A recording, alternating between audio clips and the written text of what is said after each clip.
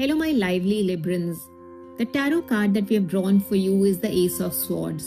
The card opens on a striking image, a single sword held upright, cutting cleanly through the air, crowned and unmistakable.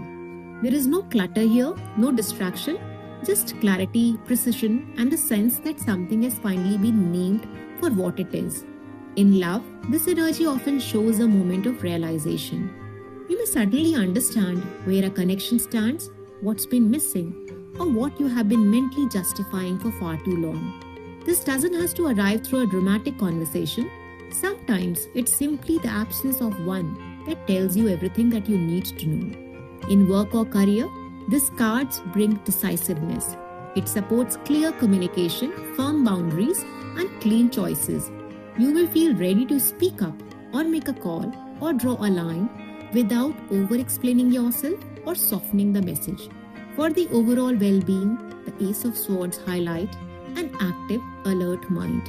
You may feel mentally sharp but also slightly tense, as if your thoughts are running faster than your body can keep up. This is the clarity asking to be grounded, not sharpened forward. What helps now is the honesty, especially with yourself. What doesn't help is postponing a truth you already understand, just to keep things pleasant.